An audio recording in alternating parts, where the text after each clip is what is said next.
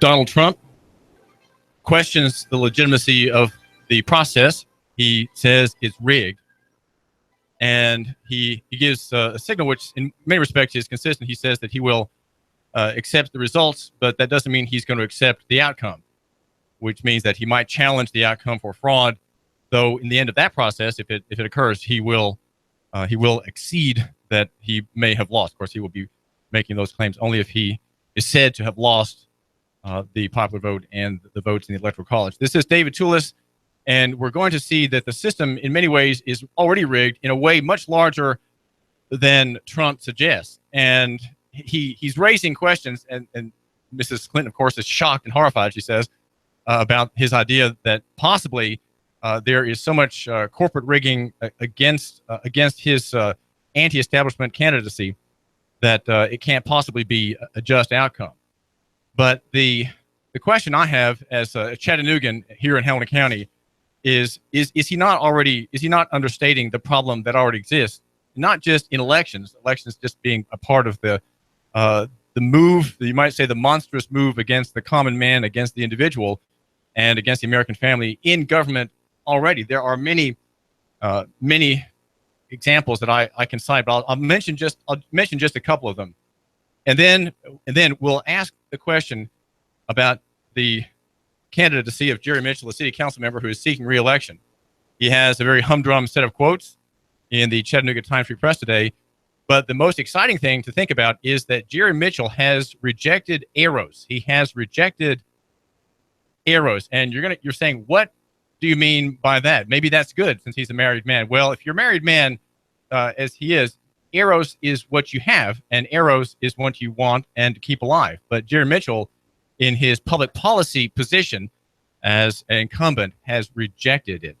And it's an argument about his person and his life and his views that you will find perhaps enjoyable.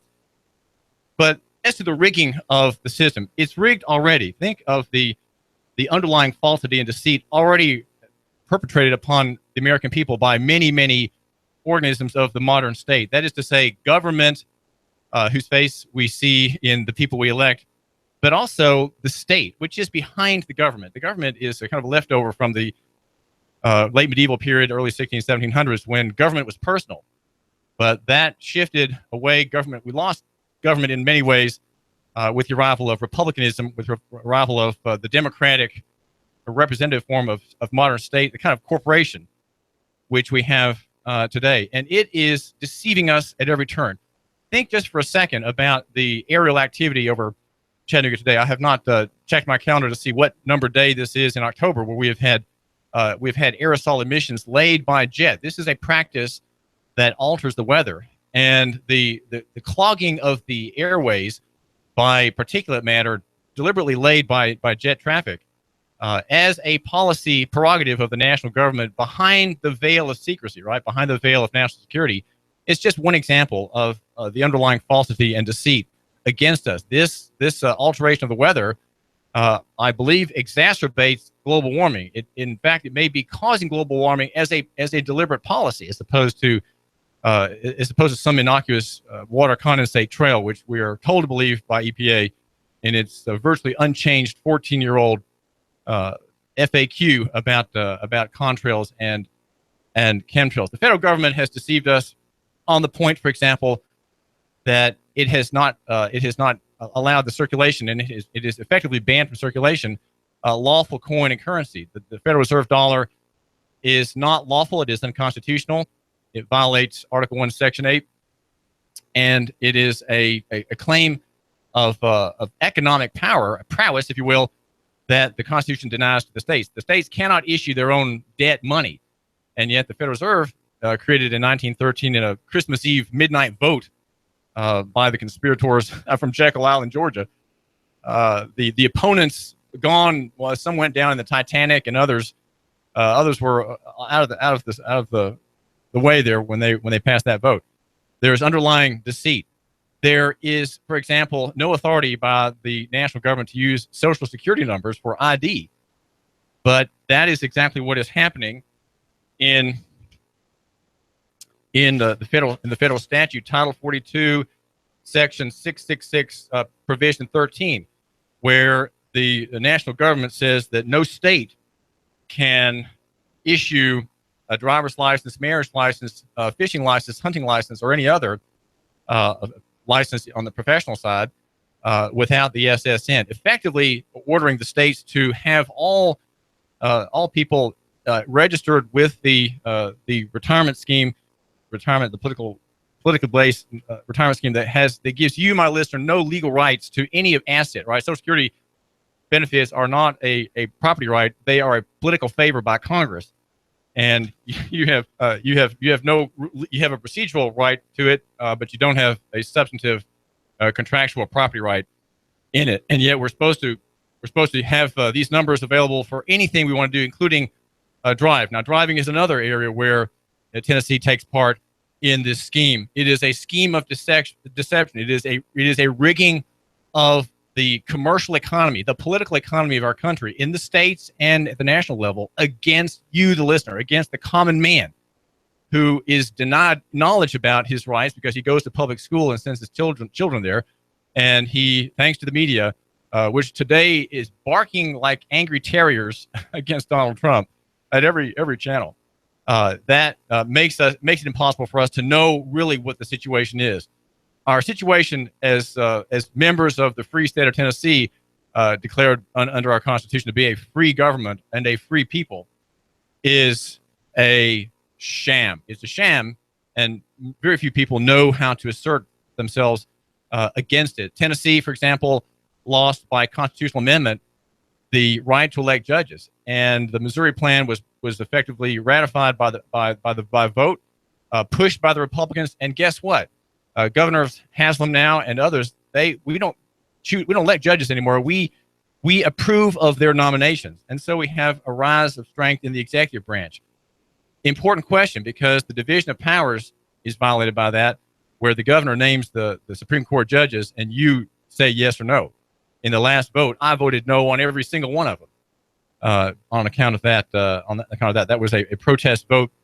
Again, not significant, because what is one man who knows the truth going to do to affect the outcome? Well, we who care about the truth of our state in this country, as effectively we've been turned into serfs, but we don't have to be serfs if we just assert ourselves vigorously and independently, personally, when challenged. We have, as I mentioned, the administrative state, which harasses and tries free travelers who are exercising a constitutionally protected right to travel. It's a property right, and it was not extinguished here in Tennessee when the General Assembly, prior to the Great War, right, the Great War in 1939 passed the Commercial Driver's License Act, which we all enter into voluntarily by application. It is a voluntary statute.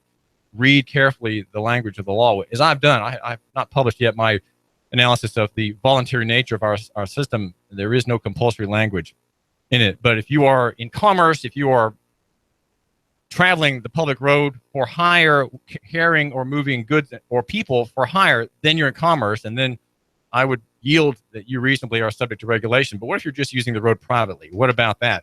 We are being lied to by Tennessee. We're being lied to by Republicans and Democrats. And what about the federal tax system, which the law taxes only certain limited number of activities in an indirect tax? No one is taxed directly by the federal government, and yet everyone, quote, knows, unquote, that we are taxed directly. And we are all subject to personal income tax, enforced by the courts, practiced by the IRS as a direct tax on the individual.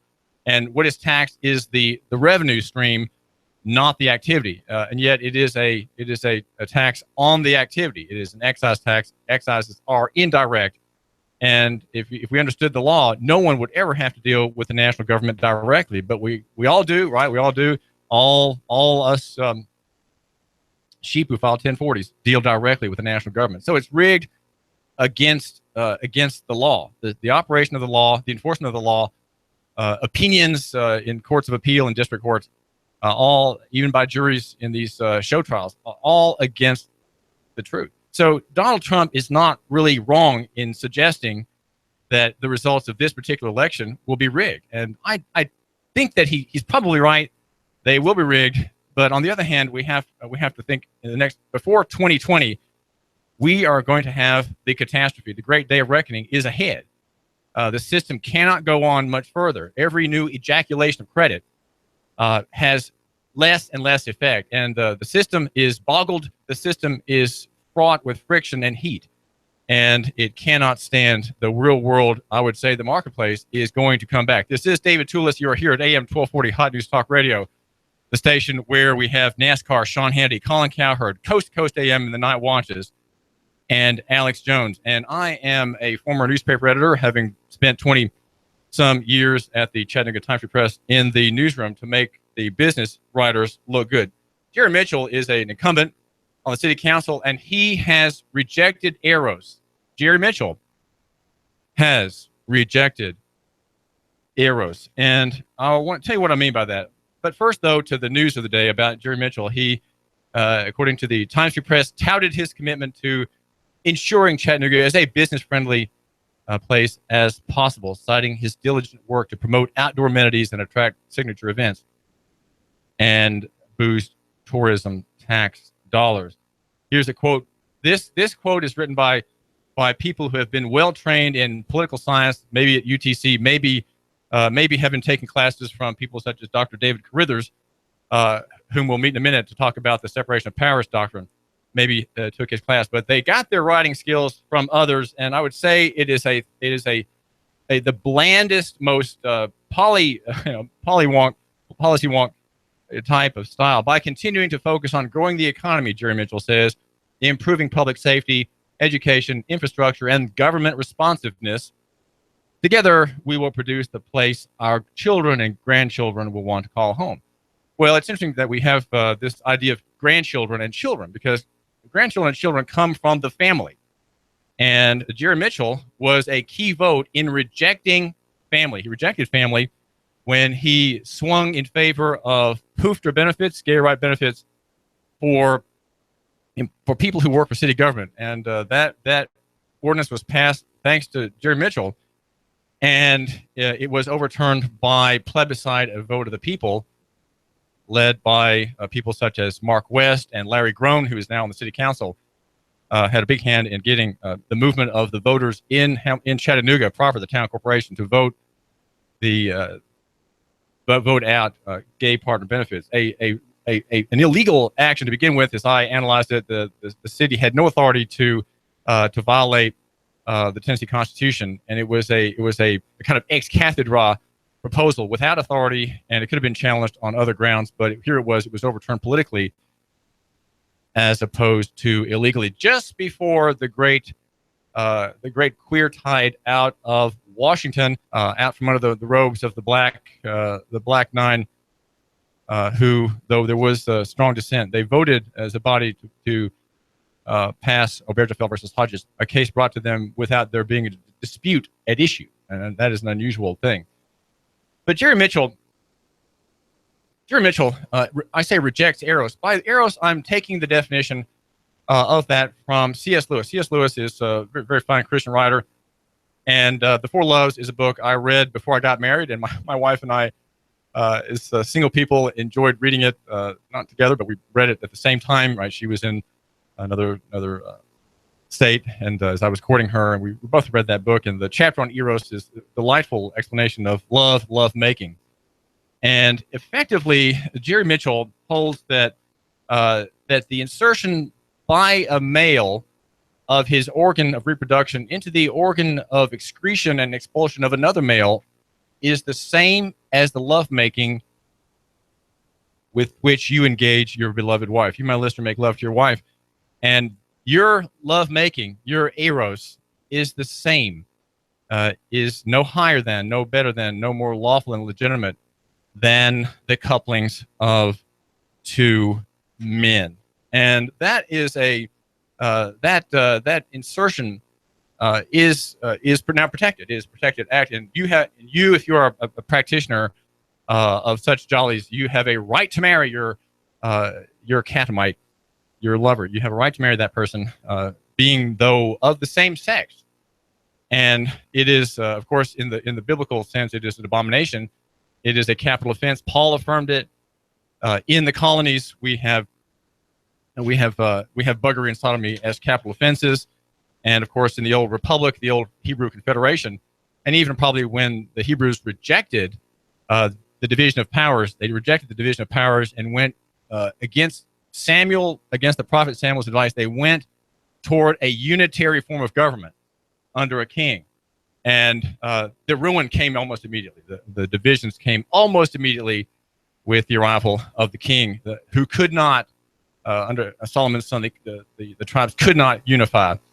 What does C.S. Lewis say about Eros, and how is it that Jerry Mitchell rejects it? Well, if you reject marriage and you reject lawful marriage and you accept gay theory, right, queer theory, LGBT, lug butt theory, as I call it. I do not like LGBT. I say lug butt for short. I'm a man of ill tongue and weak tongue, and so that's what I say. Lewis says that Eros is not love of it, but love of her. It makes a distinction between lust and love, and Eros is about love. It is when the lover, in making love to his wife, becomes one with her. It is a mystery. It is a holy mystery, and God, by the seventh commandment, which says, "Thou shalt not commit adultery," gives a bound of protection around it.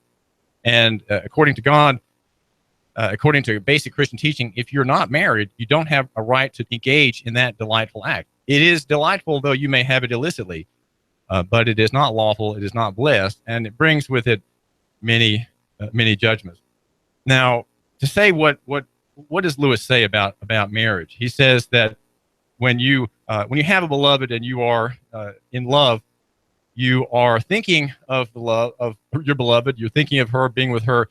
It's not sexually toned until when? Until marriage, and until the hour of consummation comes at the bed and breakfast. An hour from the church at which you had the wedding, and there you are full of desire. But are you full of desire for it? No, you are full of desire for her. In lawful marriage, Eros comes, he says, as an incoming tide and an invader, and you are a conquered country, and it reorganizes you. And in discussing this, making this point, he mentions 1984 by George Orwell and his what he calls his dreadful hero, and he says he disliked it. The character disliked Eros and preferred sexuality in its native condition, uncontaminated by Eros. In 1984, the dreadful hero, before tousing the heroine, demands a reassurance. "You like doing this," he asks. "I don't mean simply me. I mean the thing in itself." And he is not satisfied till he gets the answer. "I adore it." This little dialogue defines the reorganization. Lewis says, sexual desire without Eros wants it, the thing itself. Eros wants the beloved.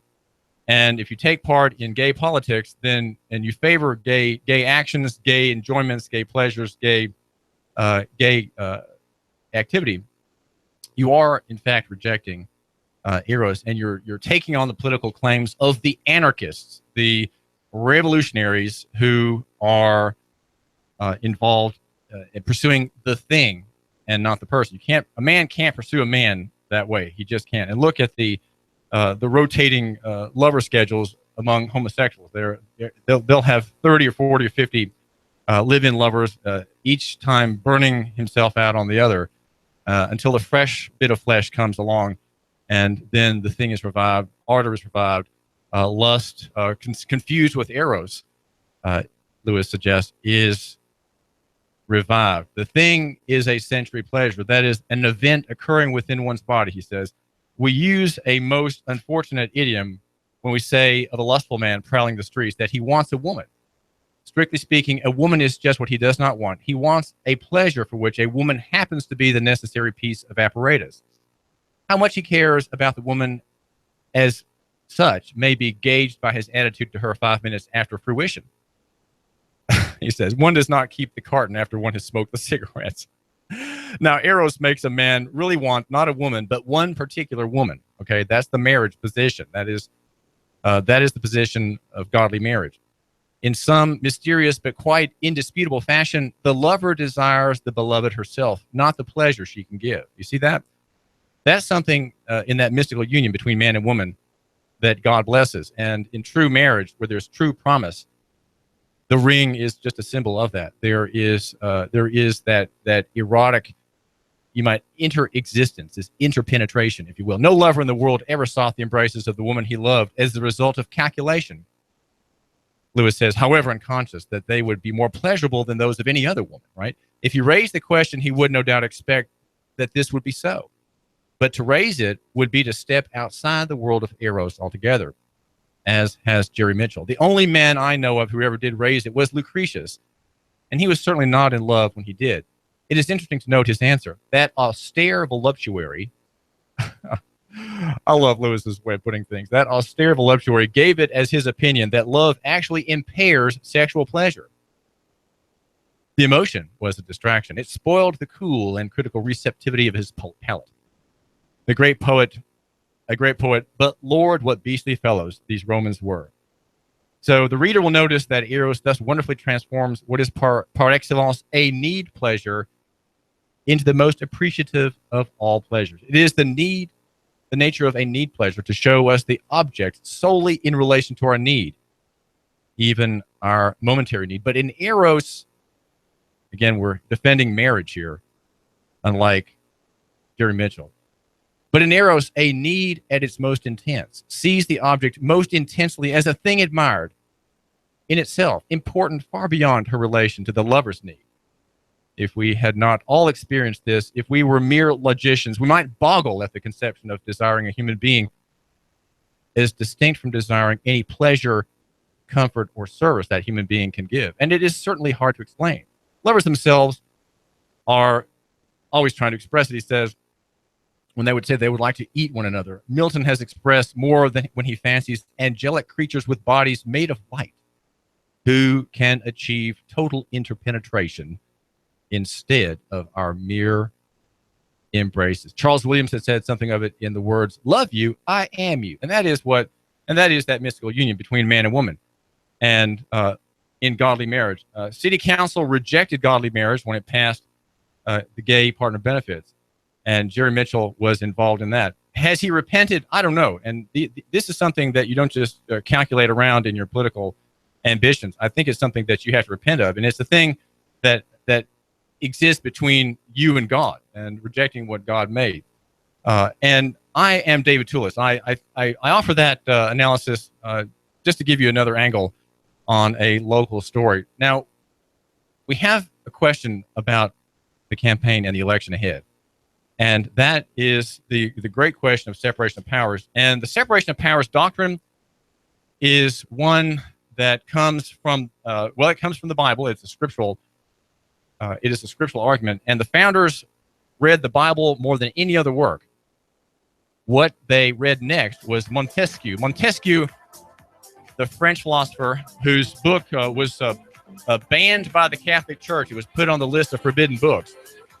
When it came out anonymously in 1748, I think it was. Montesquieu's name was on it in the 1771 edition. And we're going to talk now with an expert here in Chattanooga, a beloved professor who taught nearly 50 years on this question and is a noted world authority on the origins of this doctrine, the separation of powers doctrine, which both Clinton and Trump reject. You give us 12 minutes and 40 seconds, we'll give you Chattanooga and the world. News Talk 1240. Here's what advertisers are saying about AM 1240. HotNewsTalkRadio.com. Radio station, they really care. They're always calling me probably once a week, checking on me, seeing how things going, see if they want to change any of the ads or do anything different, seeing what my needs are. I've gotten business off the ads that you do for me, and seems to be working well at this point. Prices were very fair. Areas in this town that we aren't able to get other ways, your radio station is able to help us out, and I really appreciate that. We've been very pleased with the services we've got. It seems like everybody over there cares about what they're going to do, how it's going to work for us on this end. And we've been very impressed with the creativity of the ads that we've heard. And they always seem to be right on point, even without us having to come up with what's going to be said. I've been doing business with News Talk Radio for quite some time. It's the best place and the best value you can get for your advertisement. The commercials are great. They're very professional. I was actually blown away. The commercial that they put together was awesome. It was way far above all the other radio stations we've dealt with. The best we've had yet, I guarantee you. by far. AM 1240 HotNewsTalkRadio.com gets results. Let us get results for your business. For no obligation free consultation, call General Sales Manager Steve Johnson. Call 423-240-5459. That's 240-5459. Or you can always email Steve at NougaRadiosteve@gmail.com. That's NougaRadiosteve@gmail.com. AM 1240 Hot News Talk Radio. We get results. The NASCAR racer's ideal is quality and excellence. So is mine. Hi, David Tulis here. My pit crew is S&S Auto Repair. I've taken Toyotas and Hondas to S&S for 13 years, even though it's way out of my way. I like being treated fairly, like a neighbor. S&S specializes in Toyota and Lexus, Honda, Acura, Scion, Nissan, and Infiniti. Make an appointment today and get a free 4-inch combat knife as a gift. 855-3436. SSAutorepair.net. 855-3436. You used to call me on my cell phone. When you crack your screen, mess up your charge port, you get soaked in a rainstorm, what do? Save money, save big. Fix it. Get surgery. There's a cell phone hospital near you. It's the Cell Surgeon. Adam Disbro, the man in white, he replaces your screen, fixes your buttons, gives you back Twitter, Facebook, your online universe. Walk-in patients go to Cell Surgeon in Ottawa. Cell Surgeon is new in Ottawa, next to Zaxby's. Other docs in the cell repair business are just lab coats. The doc at Cell Surgeon is the best. He wants you to be happy, fix your phone, save money, and save time. Every minute is valuable, and Cell Surgeon doesn't want to waste a second. Your wireless MD, the Cell Surgeon, quick and precise with your device. Takes an hour or less. Northgate Mall, Cell Surgeon next to Old Chicago Pizza, 900-8263, thecellsurgeon.com. Like him on Facebook. You used to call me on my... You used to. I'm blowing everything up. We're starting over. I'm doing a new show. I want guys who push it to the middle of the table and go over the top. Take a risk, fail miserably. I'm right, and I'm not wrong, and I'll never back down. Conflict works. Allow it. It's The Herd with Colin Cowherd. Right here and everywhere. Noon Eastern. You give us 12 minutes and 40 seconds, we'll give you Chattanooga and the world. News Talk 1240. Hot 1240 Hot News Talk Radio with your Hot News Now update. Well, it just goes to show that some people still have faith in the system. Early voting has started and lines were going around the block at some polling stations, some complaining the lines were too long and that perhaps the Election Commission wasn't prepared for so many people to show up. Nevertheless, over 2,000 total votes have been taken just yesterday, and more are expected as the weeks go by. And a man with a lengthy criminal record who's accused of being a member of the Bounty Hunter Bloods gang has been caught on video, according to the police, shooting a man inside of a vehicle and then walking away. A police statement says that McKinney fired one shot into a vehicle and walked away. A shooting victim has not yet come forward, although a man was definitely pierced by a bullet in the video. And the Watts Bar nuclear power facility is now up and operational, providing more than 500 million kilowatt hours of carbon-free energy. Watts Bar now joining 6 other operating TVA nuclear units, which supply the region with power. If it's going on in the Tennessee Valley, it's going on Hot 1240 Hot News Talk Radio. Expect partly cloudy and near record warm temperatures out there through your afternoon. High soaring into the upper 80s. Tonight, lows only 62 to 65. For Thursday, near 82. A shower or two possible, with showers and thunder showers more likely tomorrow night, then breezy and cooler Friday. Did you know that you could purchase a home now with little or nothing down? Find your dream home with McBriar Realty. Call McBriar Realty at 706-657-2353 or McBriarRealty.com. And I'm Storm Team 12 Chief Meteorologist Pat Report. On AM 1240 Hot News Talk Radio. You give us 12 minutes and 40 seconds, we'll give you Chattanooga and the world. News Talk 1240.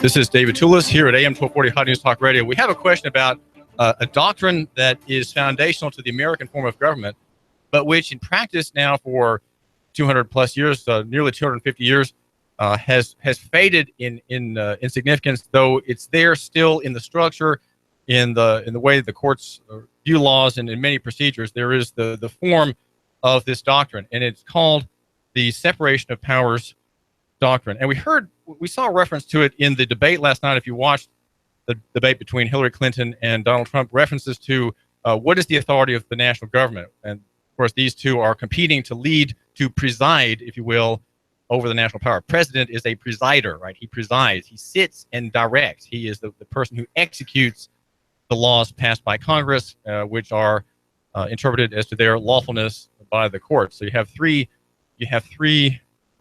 parties in the national power which govern ostensibly the people and their nation, right? The collection of 50 states, 50 nations, which combine themselves in the Holy Union, brought into great strength by the bloodletting of Abraham Lincoln. Now, here we have in the studio Dr. David Carrithers, who lives on Signal Mountain. He's a UTC professor. When he got his doctorate in 1972 from New York University, he came then to Chattanooga and taught, and has had about a 50-year career teaching young people, or all kinds of people really, at the university, the questions of law, history, and politics. It's called political science. Well, David, when I was an editor at the newspaper, I always struck the phrase political scientist because it seemed to me that the work that you do is not really a science. And I always made it to be political science professor, because it's not really a science. It's an art. It's really dealing with history. Yes, I think right? that's true to a certain extent. I mean, there is a quantitative side of political science, but many people, David, as you suggest, regard it as an oxymoron, and that it's not actually scientific. And often we're dealing with values and opinions and ideological preferences, which is not at all scientific. It's more humanistic. Right. It's about the human being and his society, rather than biology or chemistry or the stars. Well, David Carrithers, tell my listener why. Give us a synopsis, if you will, of the current debate for president, the party, the man or woman who will preside over the federal union, and separation of powers. The two in the debate last night want to sit in the leading branch of the federal power, which is the executive branch. Why do we have three branches? And is there, in this fight between the two, is there a struggle over the value of the separation of powers? Well, I think there's a commitment in America to the doctrine of separation. And I'd say it's the second most fundamental underpinning for our Constitution. There's also, of course, federalism. You spoke a moment ago about the power of the national government vis-a-vis the states. And that, of course, has to do with federal doctrine and with the doctrine of enumerated powers, suggesting that Congress can only do those things which are specified in Article 1, Section 8 of the Constitution. As for the separation of powers, it's such an important doctrine because it gives us three separate but overlapping branches of government. Article 1 discusses the Congress, Article 2, the President, and Article 3, the Supreme Court. And when the national government wants to act, there's an opportunity for all three of those branches to check and balance the others. I mean, for example, the president may suggest the legislation, but of course it has to pass both houses of Congress. On the other hand, the president is part of that lawmaking authority because of his veto power. He has a suspensive veto over what Congress passes. And then, of course, in a subsidiary fashion, the Supreme Court can be asked to review the constitutionality of what the Congress has done or what the president himself has done. So it's a checking power situation that is very valuable to the preservation of liberty. Are the two in the debate last night seeking to control the leading and perhaps overweening of the three powers? What is your analysis briefly of yes. which branch has gone too far? I would agree, David, that more and more as the years have gone by since the founding era in the 18th century, the presidency has become the dominant branch. And, you know, Teddy Roosevelt argued that, well, to put it colloquially, the president could do almost anything he could get away with. And more, particularly in the area of war making, the American Congress has not really wanted to step up to the plate and debate war policy, and it's been more and more left to executives to decide how much we do with regard to foreign affairs and war making. And of course, the president has the bully pulpit and can control the news media far better than a multi people Congress. So there is a risk of executive aggrandizement, excessive authority exercised by the president. Remember that Alexander Hamilton made a 6-hour speech during the Constitutional Convention suggesting that the president should serve a life term, should have a absolute veto authority over anything Congress did, and should also appoint the governors of all the states. So we're certainly not in a Hamiltonian world of extremely strong executive authority, but nonetheless, I would say we are not in that world. We're not in Hamilton's world. I mean, Hamilton wanted a president who would serve for as many years as he remained alive, and would have veto authority that Congress could not override. So, I think we still have a true separation of powers. The president can't do precisely anything he wants. His authority to issue what are known as executive orders can be reviewed by the Supreme Court. And with regard to Obama's recent actions on immigration, the federal courts declared that he had overstepped his bounds in exercising the sort of authority that he wielded in those situations. And his executive authority was slapped down on the Consumer Protection Bureau just the other week. So right. His authority is checked, as you're pointing out here.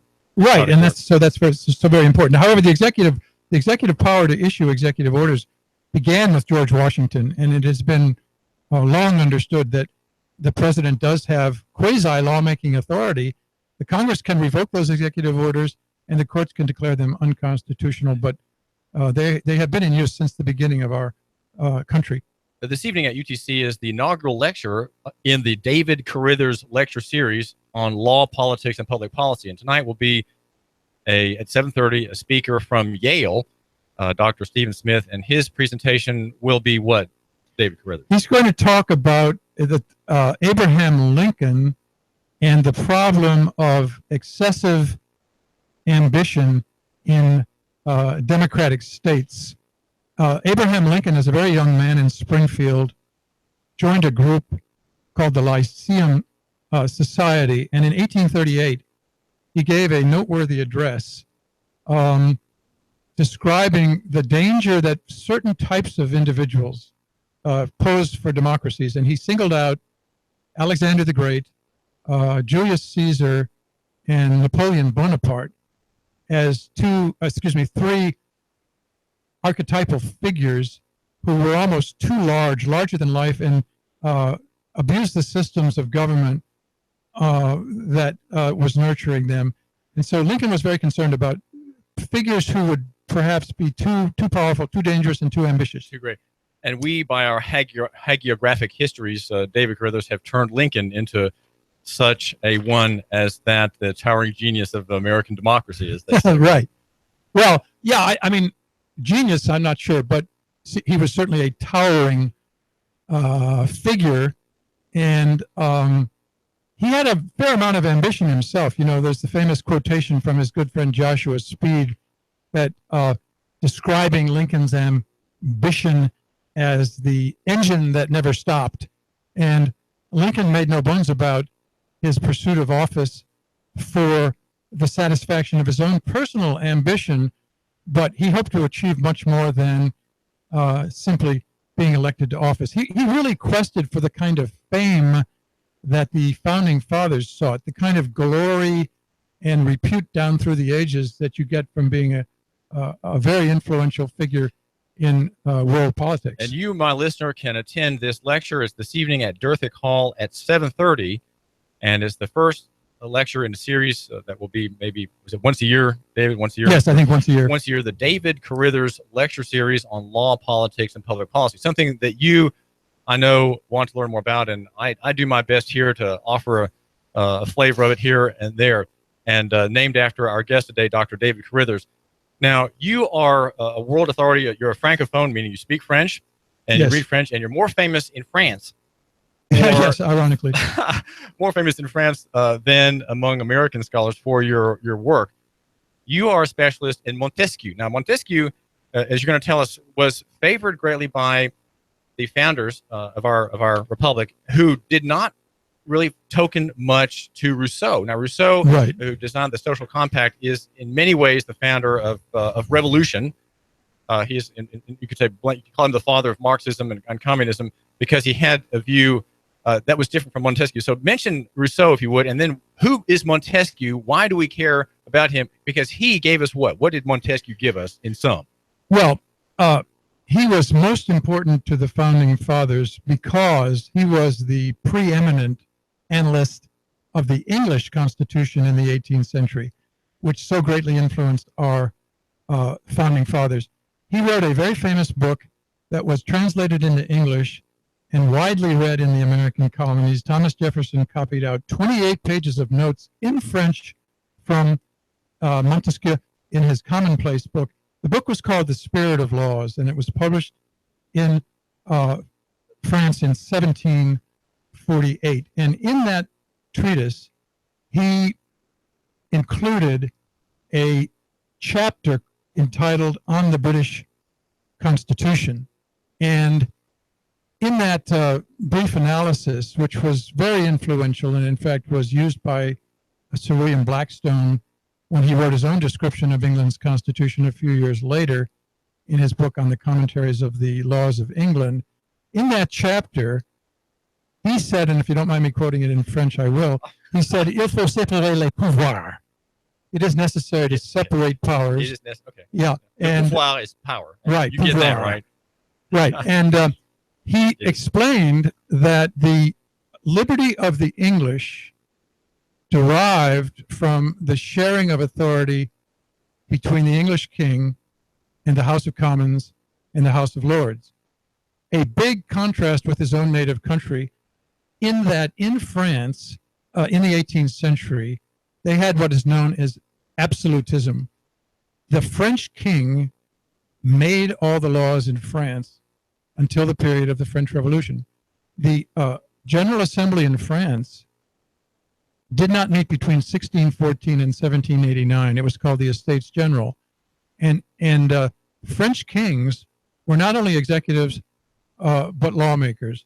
And Montesquieu went to England, stayed there 18 months, attended sessions of the English Parliament, became quite conversant with the English system, and argued that there was only one country in the history of the whole world that had had liberty as its primary goal. Rome, he said, had been primarily interested in imperial aggrandizement.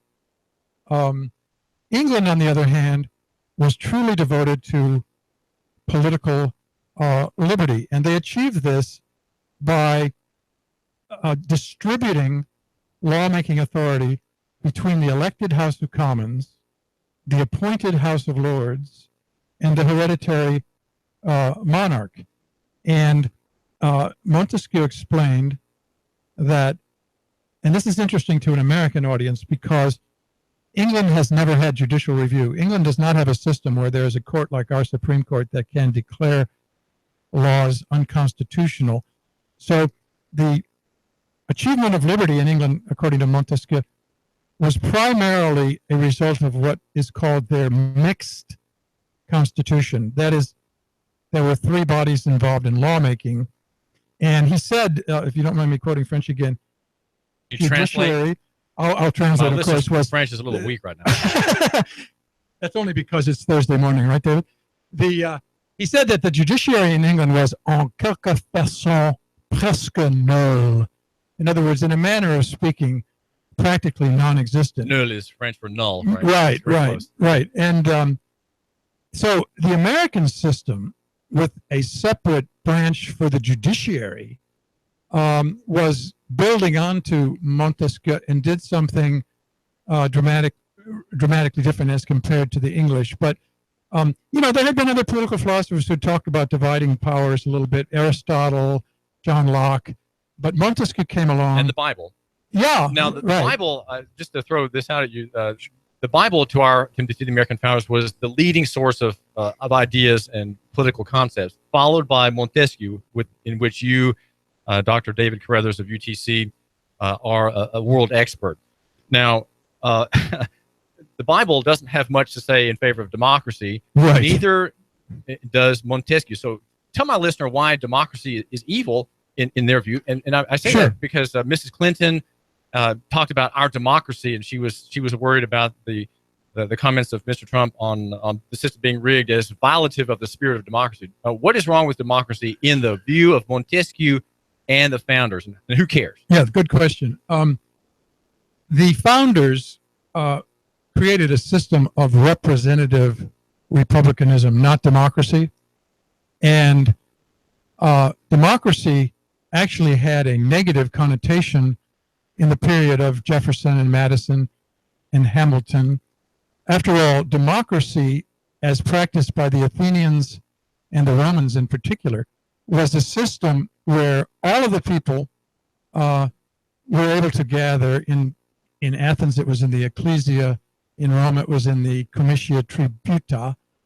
And these were legislative assemblies that all citizens were entitled to attend. And these governments tended to be rather unstable. Athens, in particular, went through a period of frequent revolution and anarchy. And there were a number of dictators in Athens. And democracy had the connotation of leveling. And Montesquieu wrote some... Leveling what? Well, leveling people's property through agrarian laws, such as Lycurgus in Sparta had put through. There was a feeling in the founding era that a successful democratic state had to be one where all citizens were not only equal in their political rights, but generally owned small amounts of property so that wealth was kept within bounds. And in democratic states, there were strict laws on inheritance to make sure that too much wealth wasn't amassed by any one individual or group. And there was censorship in both the Greek and Roman democratic states. And the founding fathers felt that Americans would not be capable of generating the political virtue that had been historically associated with democratic states, where you put all your allegiance towards the state and you give up the private realm substantially in order to do what the state needs. So I just make one other quick comment on this. If you look at Aristotle's typology of governments, democracy is actually a negative type because it's government by the people for the sake of the poor. In any state, Aristotle pointed out, there are going to be more poor people than wealthy people, and therefore, if you empower the people, as in a democratic state, you will have leveling of wealth, and there will be agrarian laws passed to dispossess wealthy people of their property. So the founding fathers consciously avoided. If you look at Federalist 10 by Madison, he says we're not creating a pure democracy. There's a big difference between a representative republic where the very best citizens will be elected to the Congress and the presidency. That was his idea, at least. And so there's a sort of filtering process, democratic state, where the common people gather as a unit instead of delegating some political authority to their betters. This is David Tulis. We're at AM 1240 Hot News Talk Radio. We're talking with Dr. David Carrithers, for whom is named an inaugural series of lectures at UTC, the first one tonight at 7:30 at Durthick Hall. It is a chat by a professor from Yale. His name is Stephen Smith, a graduate of UTC, and it is about a Lincoln speech, the Lyceum speech, and that's at Durthick Hall this evening. David Carrithers, I want to ask you about the next topic, and we've got some important messages that we want the listener to hear, but it's the question of decentralization and smallness. Now, Yes. in your paper, you gave a speech not too long ago called Montesquieu and the American Constitution, kind of wrapping up all the points in Montesquieu that the founders borrowed. They borrowed a lot from him.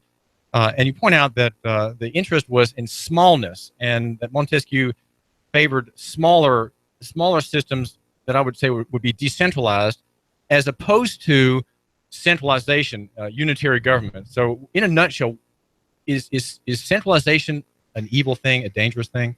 Well, Montesquieu believed that you really couldn't create a republican state without having a very small area, because he wanted citizens to know one another and interact personally with one another. And he felt that generating the kind of devotion to the state that was required couldn't be done on a very large scale. And that's David Carrithers essentially doing what many of my guests do, which is to make my argument. And the argument is local economy and free market. Small is better than big. near is better than far, and personal is better than corporate. And there are 5 wonderful nostrums, which I think are seeds for future planting. We've got some messages, and then we're going to hear some more from David Carrithers. Did you say over? Nothing is over until we decide it is. Was it over when the Germans bombed Pearl Harbor? No. German? Forget it, he's rolling. And it ain't over now. Because when the going gets tough, the tough get going. Who's with me? Let's go. Come on.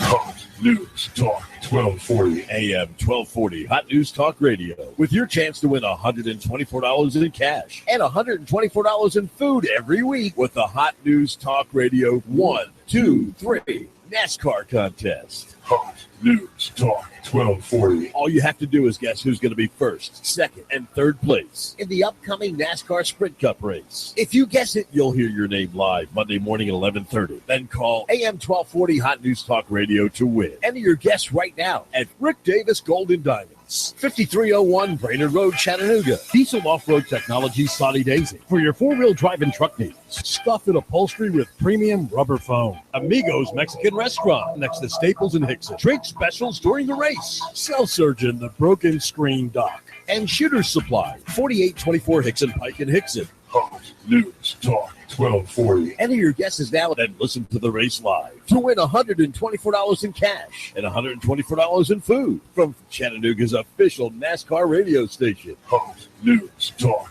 1240. I love NASCAR. We're at the Cantina at Amigos Mexican Restaurant. Yes, ma'am. 2 orders of nachos with beef and beans and 2 beers. Chattanooga loves its Amigos restaurants, but the Amigos in Hickson has something extra.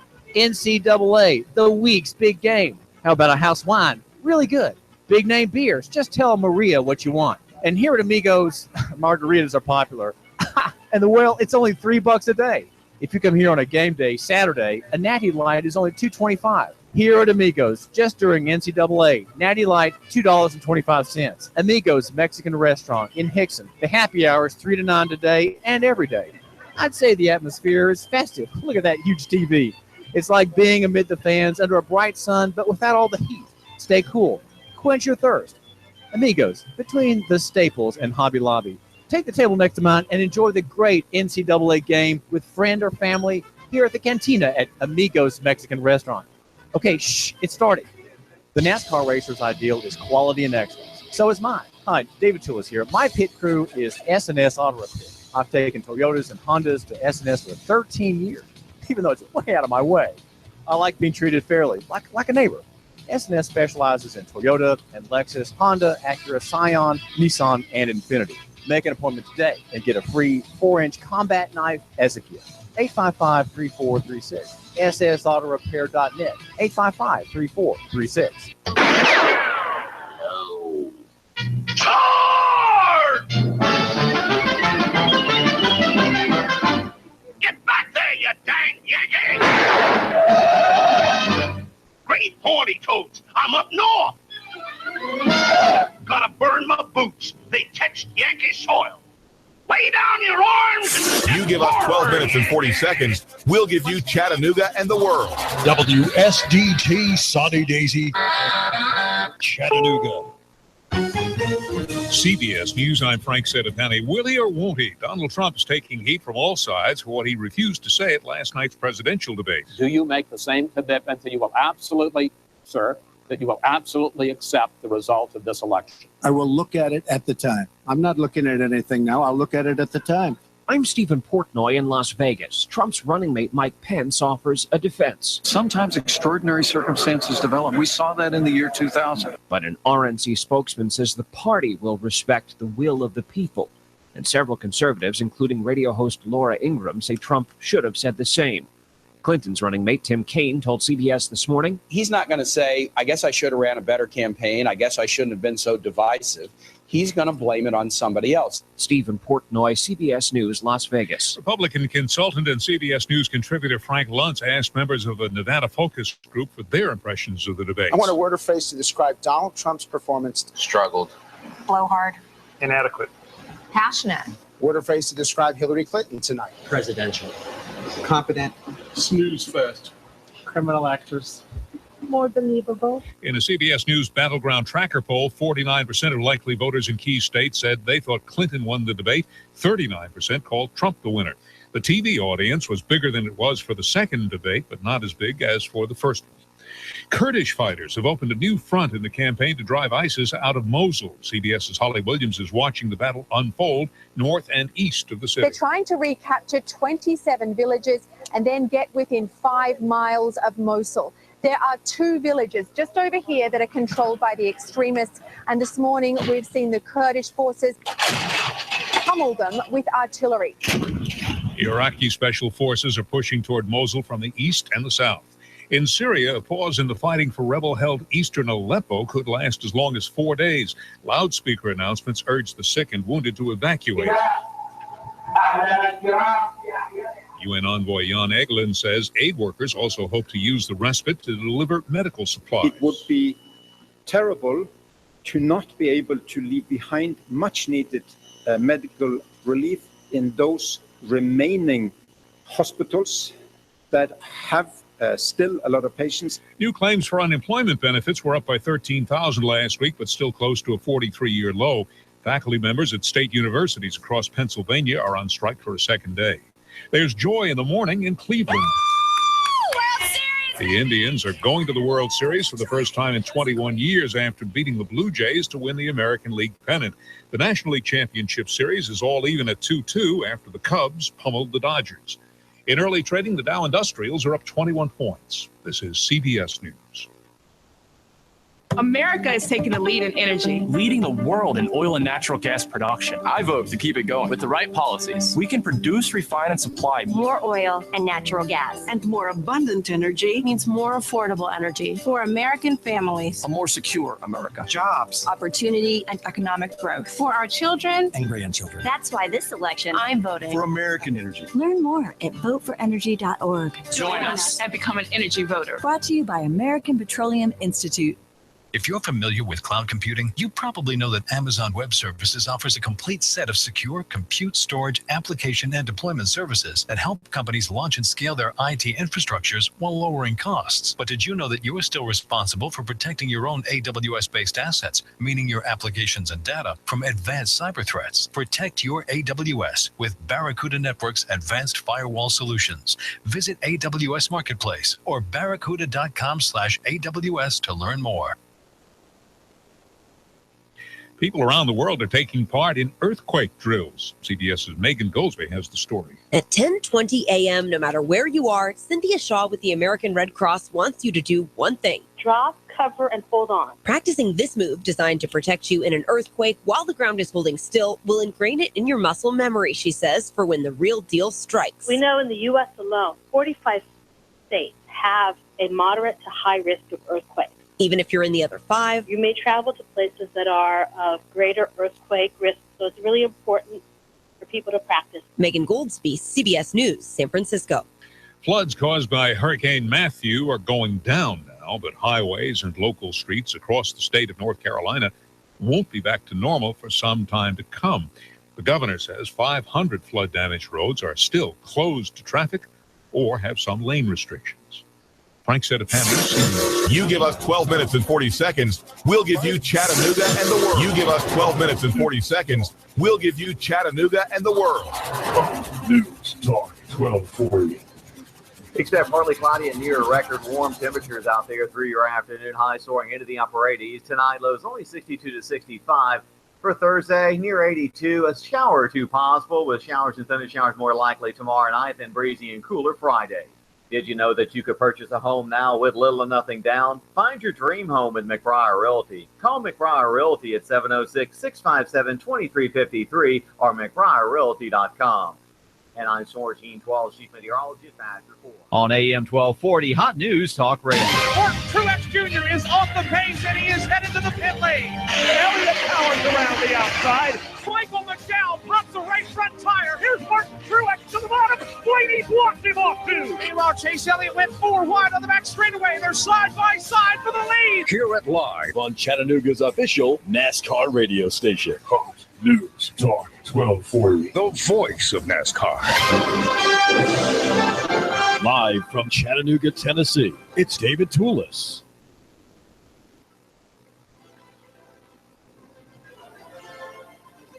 There's a wonderful golf game you can play with friends, perhaps on the 1st of November at Windstone Golf Course in Ottawa.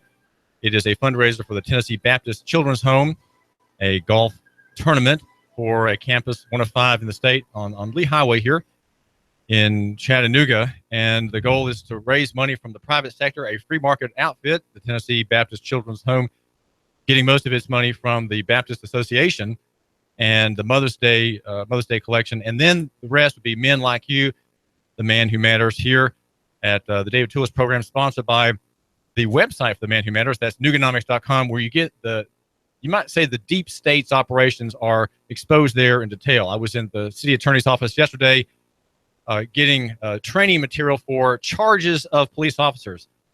On what basis are they trained? Well, how are they trained to charge people? What are the rules for them as a body of literature apart from the actual statute and common law? So we are trying to see how things work and explain them. The Man Who Matters reads Nooganomics.com. A popular website?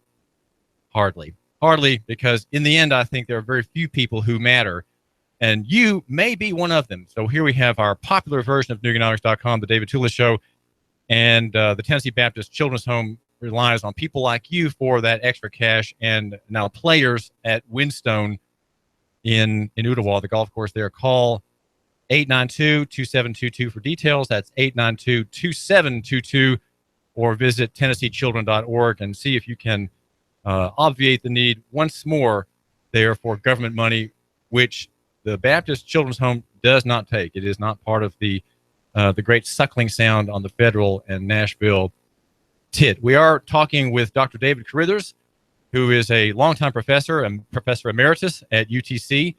And he has a word about a lecture event tonight named in his honor, an inaugural lecture. David, what is the professor going to say today at 7:30 at Durthick Hall?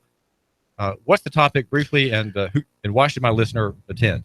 Well, he has chosen for his topic an intriguing speech by Abraham Lincoln, questioning how a state such as the United States can remain true to its essential principles. As you know, Lincoln was one of those who revived the importance of the Declaration of Independence and its stress on the natural rights of human beings. And it was a strong part of his opposition to slavery.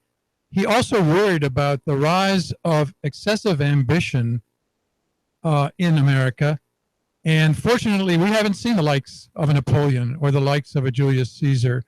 We haven't had someone try to seize power. Although, as you know, David, the comment that Trump made in the debate last night regarding his uncertainty about accepting the results of the 2016 election, he said he'd have to wait and see. Well, he said if he loses, he'll accept. But how it is determined his loss, that if he does, that would be something. Right. His supporters are saying what he meant to suggest is if it's very close and there are some irregularities, he would have to take that under advisement. But anyway, we haven't had a threat to our democratic system such as Julius Caesar posed for Rome. But Lincoln wondered if it might at some point happen. And so this is an aspect of Lincoln's oeuvre that this former UTC student, Steve Smith, now at Yale University, is going to talk about tonight.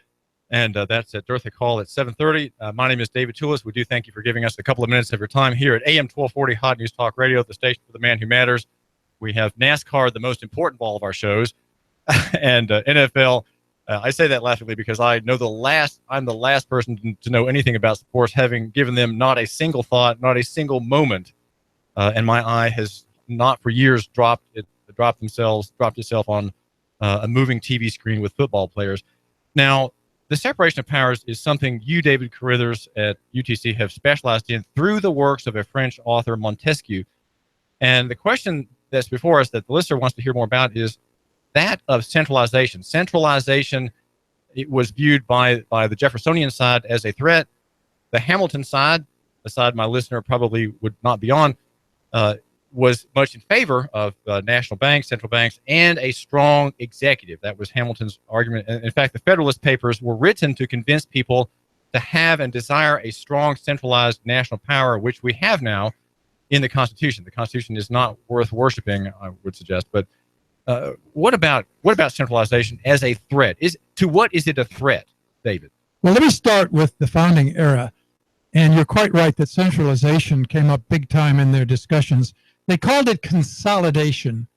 And the opponents of the Constitution, a group of individuals now known as the Anti-Federalists, were very upset at the new powers being given to the national government. Remember that under the first American Constitution, which was called the Articles of Confederation, Congress had no power over interstate commerce.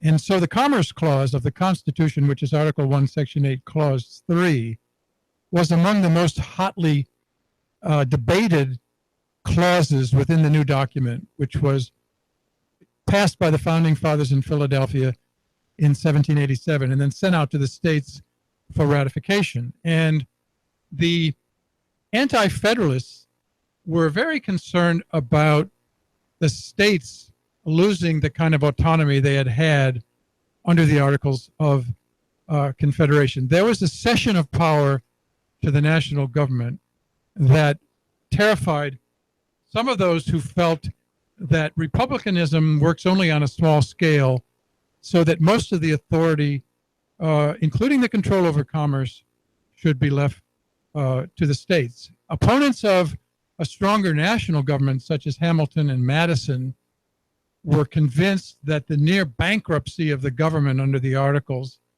had to do with the fact that the customs duties for goods shipped to the United States from Europe and other parts of the world, the federal government, the central government had not been able to collect any taxes on those. It went to the states instead. In other words, goods that came into Newport, Rhode Island, or Charleston, South Carolina, the taxes on those imports went to the state government, not to the national government. And the government was almost bankrupt when our Constitution was written. So there was this hot debate over consolidation. And of course, Madison and Hamilton argued that it would be a government of strictly limited powers, and that after all, there's a list of 17 things that the Congress can do in Article 1, Section 8. And then there is, of course, the famous elastic clause that says Congress can do whatever is necessary and proper to carrying out those foregoing enumerated powers. The Anti-Federalists were afraid that the elastic clause would make the Constitution a mere ball of wax. Jefferson's phrase, a ball of wax. Whereas people like Madison were convinced that it could be properly controlled.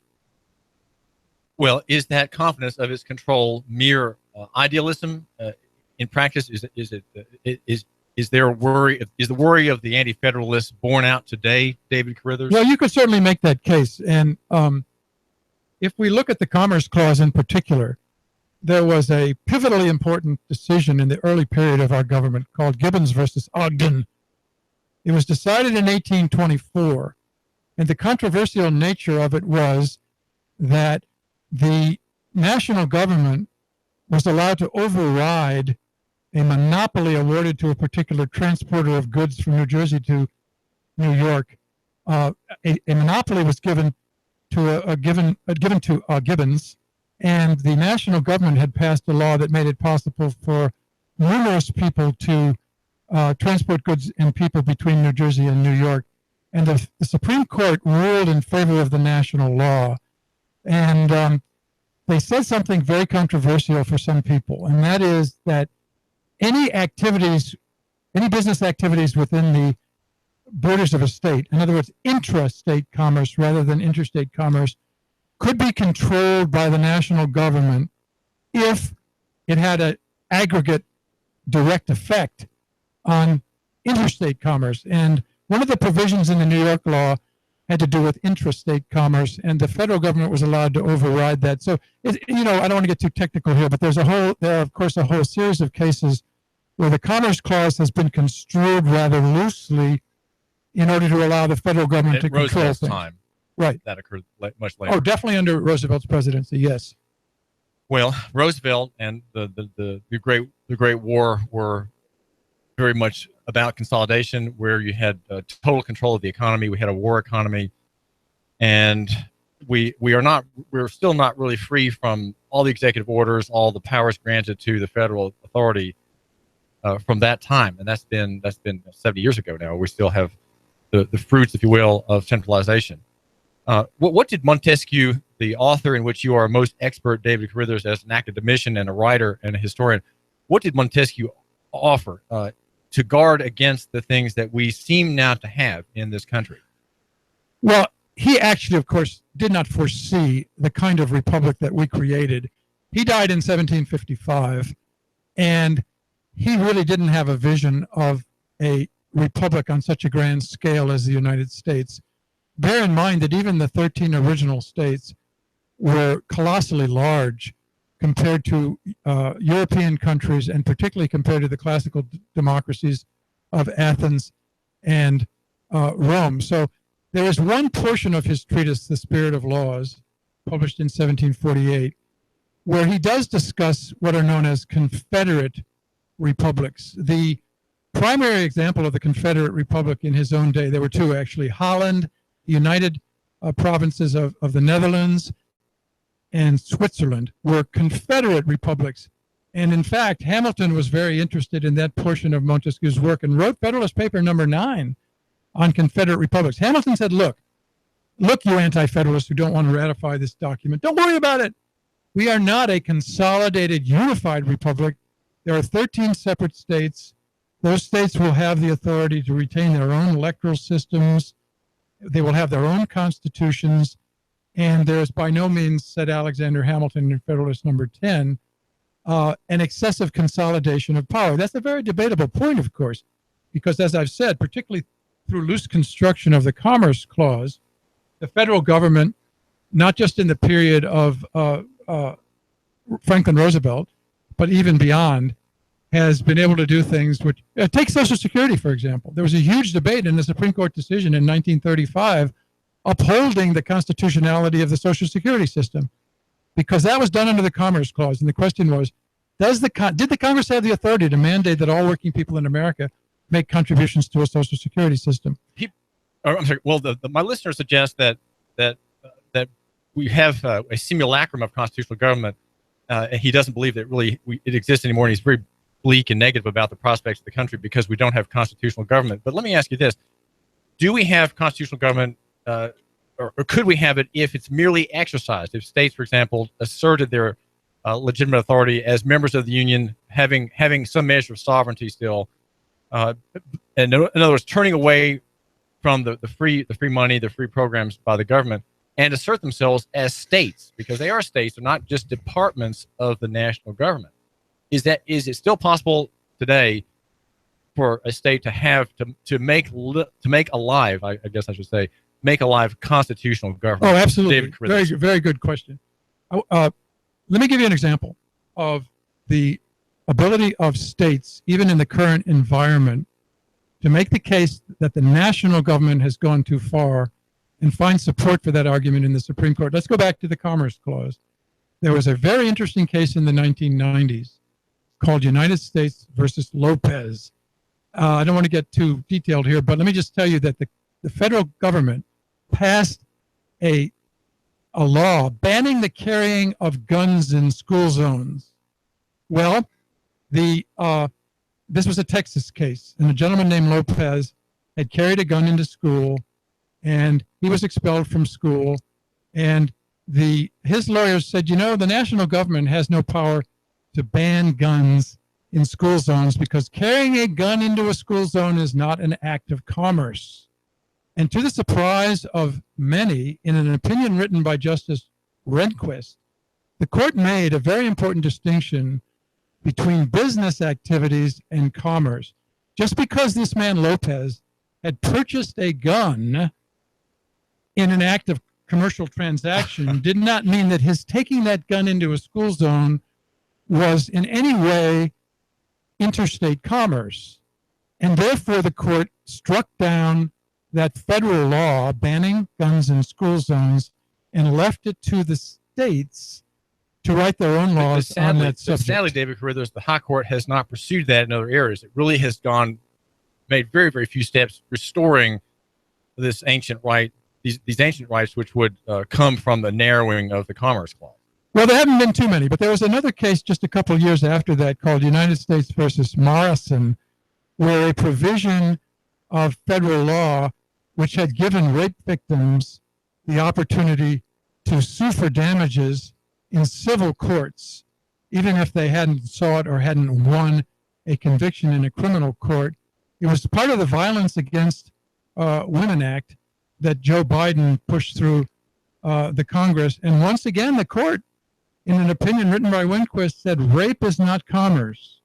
And therefore, if there are going to be laws enabling women to recover damages in such situations, there'll have to be state laws and not federal laws. So there was a scaling back. And David, that Lopez case from 1994 was the first time since Roosevelt's New Deal that the Supreme Court had stricken down under the Commerce Clause something that Congress had wanted to do. And remember that when Obamacare was being debated and went to the Supreme Court, this was a huge issue. And the court upheld Obamacare not under the Commerce Clause, but under the power to tax, which is a slightly detailed topic. I don't know that we'll have time to get into that.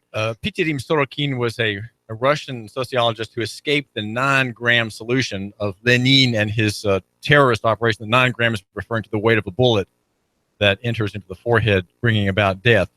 He was a Harvard professor, and among many books that he has is Crisis of Our Age, 1941. I've got the 1946 edition. And he talks about the loss of constitutional government or the rise of, you might say, the autocratic industrial surveillance state. And he says, in a passage I think that will connect with my listener, he says, as a result, in an ever-increasing number of countries, the free citizen of the 19th century has lost almost all of his liberties guaranteed by constitutions, declarations, and similar instruments, which we're talking about now. His inalienable rights are already alienated. His autonomy and individualism are crushed. His lips are sealed, respecting all utterances which the government regards as taboo. He is bound hand and foot, helplessly enmeshed like a fly in the spider web of compulsory regulations. Not only is his conduct controlled, even his mind and his thoughts are molded after the pattern prescribed by his rulers. Once an entity of the highest end value, he is now a mere instrument of government experimentation, whether it be through industrial vaccinations or sky manipulation by jets and many other programs. How is that observation true? And is there any way of restoring those things that Sorokin saw as lost to Western civilization through constitutional government? Well, I'm reminded, I hadn't actually encountered that quotation before, but I'm reminded, hearing the quotation brings to mind another Supreme Court case that your listeners might be interested in, which shows once again that our system of government does have a way to check excessive exercises of authority by Congress. There was a fascinating case in 1895 called E.C. Knight Company, and the Congress tried to prevent a monopoly in the production of sugar, in the refining of sugar. In the late 1890s, all but 3% of the sugar refining was controlled by one company, and it was called E.C. Knight.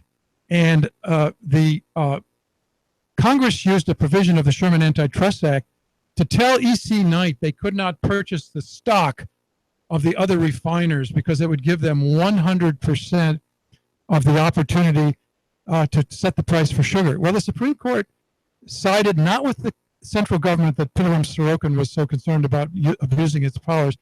The government sided with E.C. Knight and said, you know what? The refining of sugar is not commerce. The refining of sugar is manufacturing. Congress may not control manufacturing, and if there is to be control imposed, it has to come at the state level. Now, I should quickly add that doctrine was reversed in 1941 during the New Deal, where the court got around to saying, manufacturing precedes commerce, minimum wage controls, and overtime pay beyond 40 hours a week, Commerce Clause, because yes, admittedly, it affects manufacturing, but manufacturing is done for the purpose of commerce. It's close enough to commerce. We're going to uphold the power of the Fair Labor Standards Act passed in 1938, and that gave us a federal guarantee of a minimum wage, which is often in the news these days. Why did Montesquieu in whom you are a great expert, David Carrithers of UTC, a professor. Why did Montesquieu oppose the concept of titles of nobility? We have today titles of nobility. Former judges are called judge. Mrs. Clinton yesterday is referred to as Secretary of State, though she's not in that office now. These are effectively titles of nobility. Mr. Obama will be called President Obama, even though he's not in office. Why did Montesquieu, who our founders followed for many of his ideas, not like these titles? What's wrong with them? Well, actually, Montesquieu himself was a titled aristocrat. He was part of the noblesse de robe, and so actually, David, he didn't actually oppose titles of nobility, and he felt that the French nobility was the primary check on the French king. In France, the king made the laws. In fact, there's that famous quotation from Louis XIV, "L'État c'est moi," I am the state. But Montesquieu was a judge on a provincial court because he was a titled aristocrat who had purchased this office. And he felt that the power mechanism of the French Constitution had to be the Parlement of Paris, which was an unelected court of judges to which Louis XIV and Louis XV, etc., sent their edicts for registration. And unless these titled aristocrats, the nobility of the robe, passed this, approved, then the king's edict didn't become law. So he was actually in favor of a title like Tocqueville.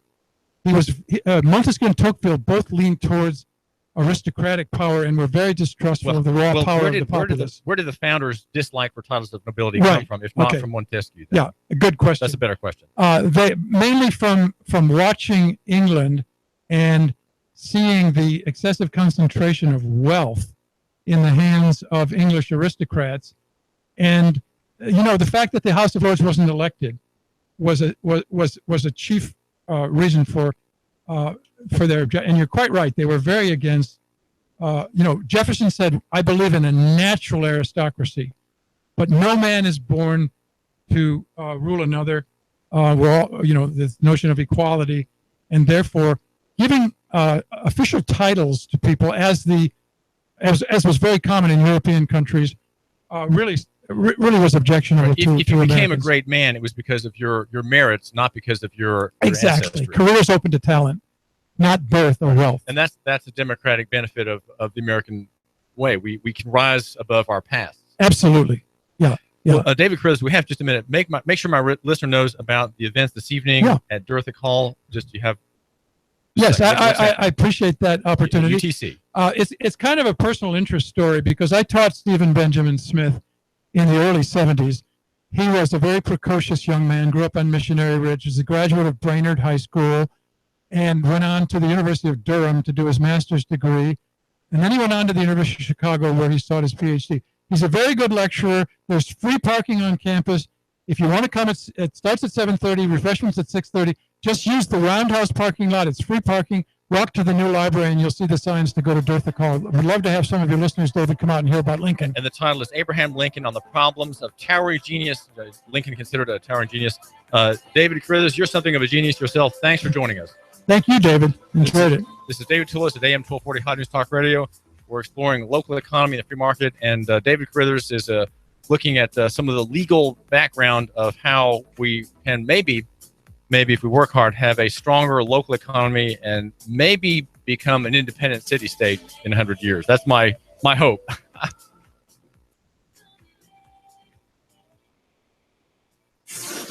You give us 12 minutes and 40 seconds, we'll give you Chattanooga and the world. News Talk 1240.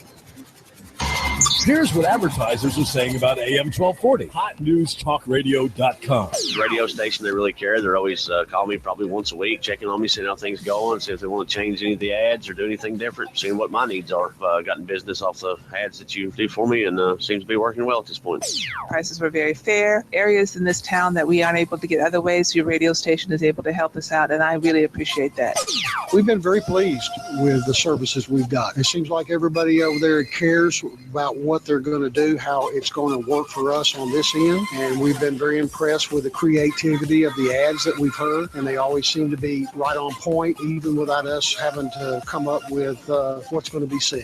I've been doing business with News Talk Radio for quite some time. It's the best place and the best value you can get for your advertisement. The commercials are great. They're very professional. I was actually blown away.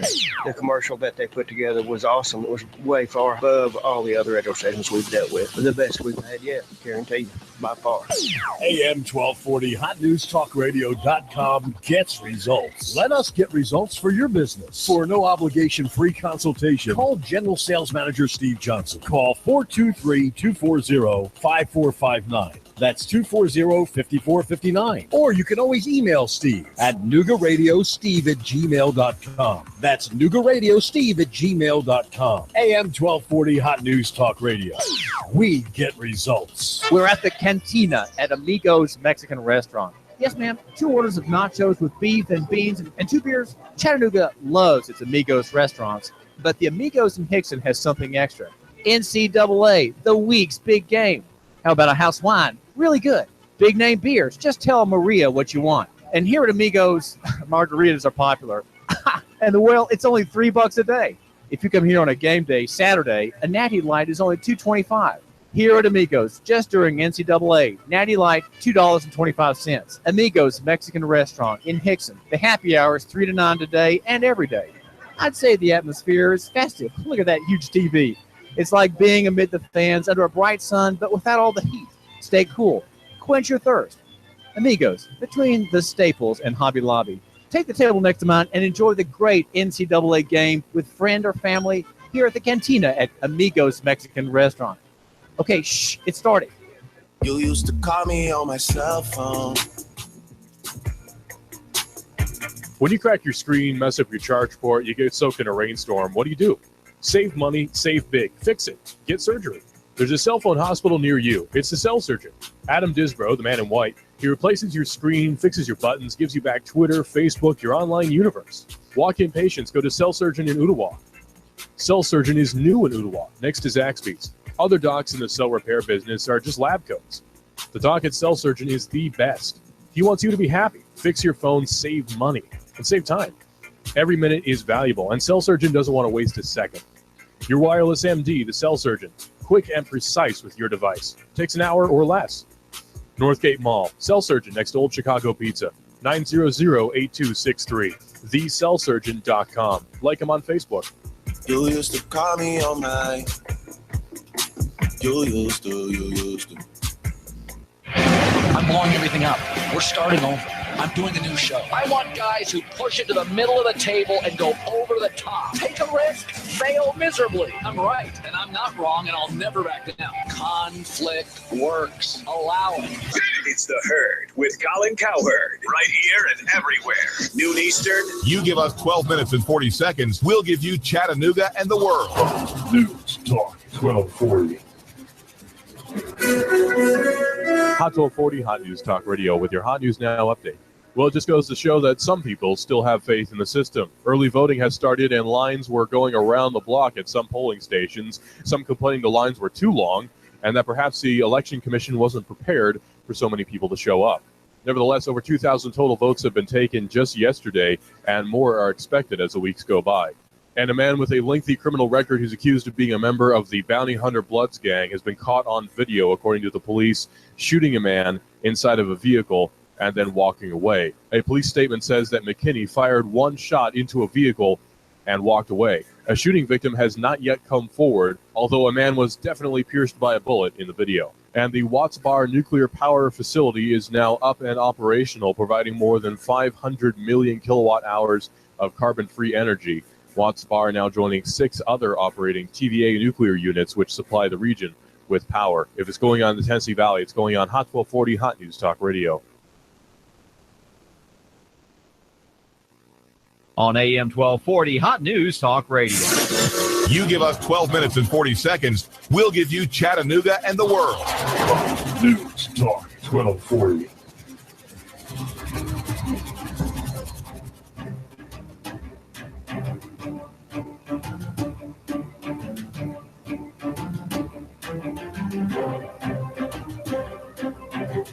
TV3 is reporting that Bree Perry and Brett Dabbs on Graysville Road in England have little left. Miss Bree says it just has 3 outfits in it, a couple of burping claws, and a few diapers, and that's a baby carrier and a hospital bag, all that survived a fire at the Catoosa County house on Graysville Road. We had gotten everything that we could possibly dream of. We set up her room, and we had so much stuff for this little girl who's going to be born soon. We had to move some in the living room, Brett says. So this is a fire. There's a GoFundMe page for this couple. Items can be dropped off at 391 Graysville Road in Ringgold, according to Michelle Herron. Michelle Herron, in her story on TV3. This is David Tulis. I really appreciate you giving me a couple of minutes of your time. There's an event tomorrow that I'm trying to convince my son to attend with me. It's at 1 o'clock down at the public library. And it's thanks, I'm aware of this thanks to having checked the Chattanooga Times Free Press story today about the Brutalist Tour. Now, brutalism is a is a theory of architecture that I like to know more about. It makes me, when I look at the library downtown, I think of blocks of apartment buildings in the Soviet Union, that stretch for miles and miles out beyond the Kremlin, and are gray. They're kind of imposing. They're kind of horrifying. And, of course, they have no interest in the human being. They're not designed for human beings, as many buildings made by ideology-minded architects over the decades. So the story is that at 1 o'clock, from 1 to 2 tomorrow, just after lunch, one of the designers of the library here in Chattanooga, William Wilkerson, will be leading a tour. And he says, according to the TFP's brief on this event, he was a very young architect 40 years ago and was part of the team that designed and built the downtown monstrosity. Now, I say monstrosity because it's intended to be a monstrosity. That is its strength, right? Don't be offended by the public library. Try to understand it. And so when I told Jacob, who's 13 years old and who went with his sister Abigail very recently on an architecture tour in Europe, he already has opinions about things. And I said, Jacob, his name is Jacob Robert, and he's a homeschool boy, a very articulate boy who already has ideas about what he would like to do. I said, Jacob, why don't you come with me on a tour tomorrow just after lunch? I'll come to get you at the library, and it's about brutalism. Brutalism is a type of architecture which comes from the term originates, according to Wikipedia, from the French word raw, brutal, which means brutal, and it is popular, has been not now popular, but it was popular with, the story says, governmental and institutional clients in Britain, France, the Philippines, Israel. Examples are typically massive in character, even when they're not like fortress-like, with a predominance of exposed concrete construction, or in the case of the brick brutalists, ruggedly combined detailed brickwork and concrete. He said, Dad, I think it's an ugly building. And I said, well, yes, Jacob, so do I, but let's try to understand the rationale behind its brutality, right, behind its ugliness. Let's see how the designers viewed the scheme favorably. And, of course, now that they've set everything in concrete, the concrete is dry now. We are going to endure their spiritual travails in the architectural realm for decades ahead. Just the story points out that brutalism is popular among ideologues who favor the absolute tyrannical state, the death. Now, when I use the word tyrannical, I want you to understand that I'm not trying to be critical, right? Tyranny and despotism are often used by critics in the libertarian and Christian realm to condemn something, but the people who are involved in such things and having an eternal record of their ideas don't view tyranny and despotism as evils, right? They are in fact strengths. You talk about strong leadership, then you have a despotism, has strong leadership. despotism is a strength. It is a virtue. It shows capacity, right? It shows capability.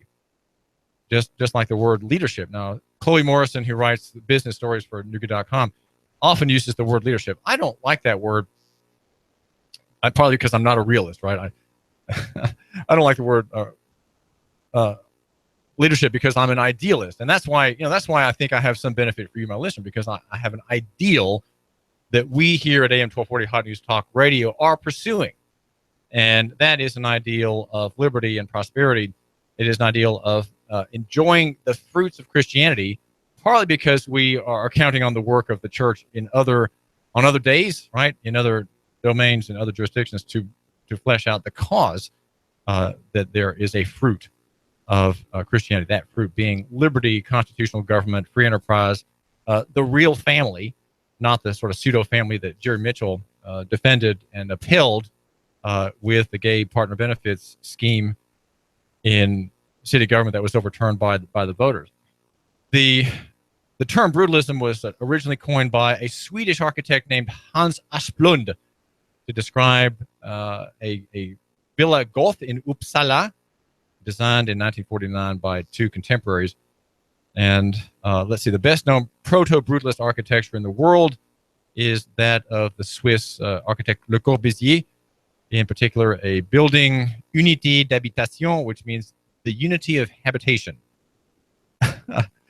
And the 1953 Secretariat building in Chandigarh, India. The story says here in Wikipedia that brutalist buildings are usually formed with repeated modular elements forming masses representing specific functional zones. You got that? Distinctly articulated, Chattanooga, Tennessee, and grouped together in a unified whole. Concrete is used for its raw and unpretentious honesty. Well, that's like a cell block in a Corrections Corporation of America building of art, right? Contrasting dramatically with the highly refined and ornamented buildings constructed in the elite Beaux-Arts style. Brutalism is, as an architectural philosophy, was often also associated with socialist utopian ideology, which tended to be supported by its designers, especially Allison and Peter Smith, near the height of its style. This style had a strong position in the architecture of European communist countries from the mid-1960s to the late 1980s. Bulgaria, Czechoslovakia, GDR, USSR, and Yugoslavia. In Czechoslovakia, brutalism was presented as an attempt to create a national, but also a modern socialist architectural style. So there's a tour on this led tomorrow at 1 o'clock. I just want you to know about this, a brutalist tour. And if I can make my arrangements, I'll take my son there. Now, you see, my thinking is, well, we may have our perspective, but let's understand from the other side their perspective. And am I afraid that my son, who has the idea of being an artist and maybe an architect, am I afraid that if I expose him to the arguments of one of the designers of the Chattanooga Public Library, that he may in fact love that explanation and may appreciate the ideals and the ideas that are argued by the structure of brick and beam and concrete at the Chattanooga Public Library? Well, yes, but think about it just for a second. When you read a novel, you become the people in the novel, right? You don't know where the novel is going. You don't know necessarily the religious presuppositions of the writer. He may be a pervert and an anarchist. You're not, but here's his book. What happens though, as C.S. Lewis mentions in one of his other books, it's a literary critique book, a very slim volume. He points out that when you the reader of the novel, go into that world, you are converted in the act of reading a fiction or even an essay. You are converted for the time you read it into the person that the artist or the essayist wants you to be. And that's there's a danger in that, right? You may be persuaded, and yes, that can happen. But how can you really understand somebody else from another perspective unless you absorb what they say and view it with as much favor as you can? And so it's possible that a Tulis may end up favoring a socialist a socialist, roadblock style house. He may favor the prison form that is popular in the former Eastern Bloc, or we're the leading prison country in the world today. He may start really admiring buildings built for Corrections Corporation of America, and somehow in that point, I'll just view him as a lost soul. But don't forget, people change their opinion. People change their mind. So you can read. Oh, who can I think of? I can't think of any scandalous authors. But you can read a scandalous author, and be saved from him by other books that you read later. Maybe you read the Bible, right? You read Vladimir Nabokov, Ada, or Lolita, for example, and then you're saved later by other things you read because you are. But as you read Lolita, that was written by Nabokov when he lived, I think, in Vevey, where I lived near Vevey for a couple of years, and passed by Lac Léman, the hotel in which he stayed. You can read his salacious stories and become whom you read. But that is the creative act. That's what novelists do, and that is what architecture does. When you understand why a building is as grotesque as is the Chattanooga Public Library, it's good to understand, not to condemn, but to understand and appreciate. Because only when you understand that perspective can you rightly critique it. See what I'm saying? You don't have to always have your guard up. Though I think as a reasonable young man, my son Jacob should have his guard up. On the other hand, we want to see what the architects had in mind and to appreciate his effort, even though in the end you may say this is a building in the brutalist style, and indeed it is that. It is that, and it deserves being called part of that school, the brutalist architectural style, pursuing socialist ideology, socialist utopianism, where the individual is nothing, and the whole is the total. The question about the rigged system and the election, I think, is important. We want to consider just for a second the prospect that maybe the system is rigged in a far greater way than even Mrs. Clinton would accuse Mr. Trump of holding. Right? He says that there's been a rigged system with the media, just a violent, I would say, a very violent and unfair and a very biased media in the treatment last night of all the commentaries I dipped in on last night during the debate. They want him to lose. They really want Mrs. Clinton's opacity. She's going to be more opaque and more anti-free press than even Obama is. But they don't really care. They want to have her at the top, and they can't stand his personalistic approach and his kind of whimsical manner of speech, and they think somehow that he's an atrocious policy leader, right, as president. But the system is rigged, I'd like to suggest to you, far, far beyond what Donald Trump suggests by the mere abuse of the electoral process. The election process is abused greatly, I think, already. And we have digital vote counting, and there's no protecting digital vote counting. If you don't have a physical vote ballot, your whole system is open to skepticism. But what Trump is saying is that he may not consent to the outcome. Well, think about this. Consent is how the system operates already. And what happens if we withdraw consent? I know people who are very much against the status quo in the national economy and even in local economy are withdrawing consent. And you can see these fallings away from the public sector already. It starts to shrivel. It's because consent has been withdrawn. Why do we have 43,000 children in Hamilton County schools? Well, because the parents consent. They give consent. But already, though, there is a loss. It's 20 years in the making now already from the public system. That would be homeschooling, very strong in Chattanooga, probably stronger here than in any other city in the state, and many private schools as well, where people have exempted themselves from the model of machine that Mr. Dewey envisioned, so that we might create from the 20s and 30s and on, we might create the model American obedient citizen, which we are trained by the school system to be. But consent is missing and consent is absent. And the strength of the willingness to consent, I suggest, is declining. So what does that mean for the country? Well, if you follow my show, you know that I have a great wariness of the solidity of the system. I doubt the solidity of it, and suggest that there are prospects for your benefit in the coming breakup, the breakup which will be where the system doesn't work anymore and things break down. Those came up from Chris Wallace's questions yesterday. I thought Chris Wallace did an excellent job. He was very fair, and his questions were truly astute. He stands head above all the other journalists whom we have seen on these debates. But government legitimacy is to be doubted on many fronts. Think for a second of Title 42 uniform, Title 42 of the U.S. Code. That's the tax volume, and go to 666.13, paragraph A. And here's the heading: recording of Social Security numbers in certain family matters. Procedures requiring that the Social Security number of, or then A, any applicant for a professional license, driver's license, occupational license, recreational license, or marriage license be recorded on the application.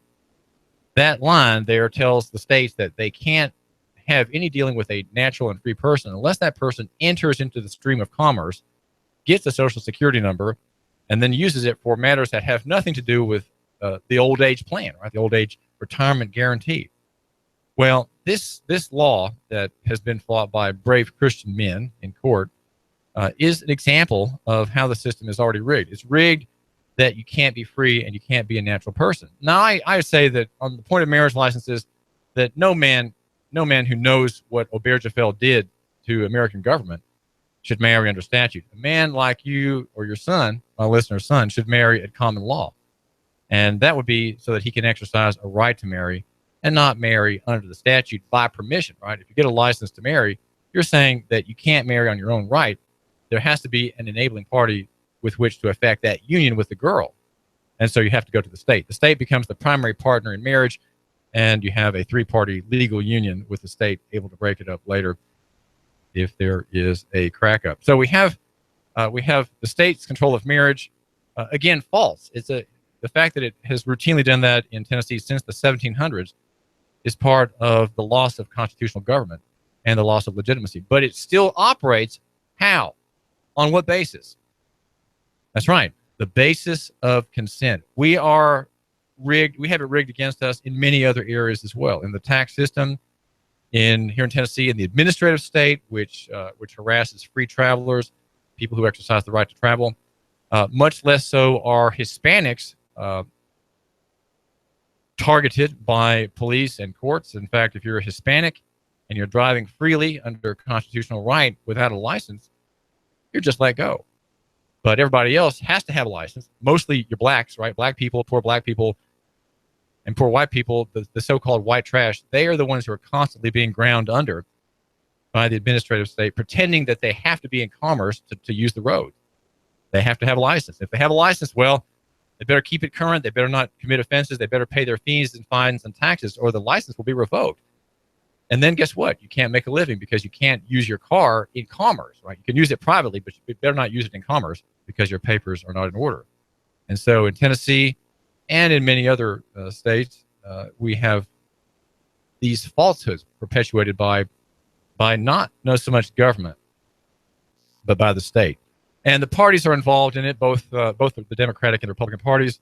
In Tennessee, recently, the Republicans got through a vote by the people where they voted to yield a constitutional right. And they were plainly lied to by the Republicans. Governor Haslam lied to the people. The party lied to the people and said, you need to be able to have a right to vote on judges, right? Make sure you vote for us so that we will give you a right to vote on judges. Well, what they were saying was yield the right to elect judges and take on the lesser right to approve a judge whose name is given to you by the governor and just put on the ballot. You can approve or disapprove of his selection. Assert that right. Right? You need to be a rich and good man and have more rights. So assert the right to vote on the governor's pick and give up your right to pick the judge himself. You can't do that anymore. And whom do we have to thank? We have the party of Todd Gardenhire to thank for that. And the Democrats are worse. Okay, the Democrats in Tennessee and in Washington have done even worse things. But I say that against the Republicans because many of my friends, maybe even you, my listener, highly esteem Republicans and think that they are looking out for you. Well, they're not. The system is already rigged in a way far worse than what Donald Trump thinks, and far worse than what damage may be done to him if somehow Hillary gets into that office and he has to fight to overturn her success. Well, this is David Tulis, and with me, the system is not rigged. With me, you get the truth, the straight report of our situation. I do thank you for joining us. Over? Did you say over? Nothing is over until we decide it is. Was it over when the Germans bombed Pearl Harbor? No. Sherman, forget it. He's rolling. It ain't over now. Because when the going gets tough,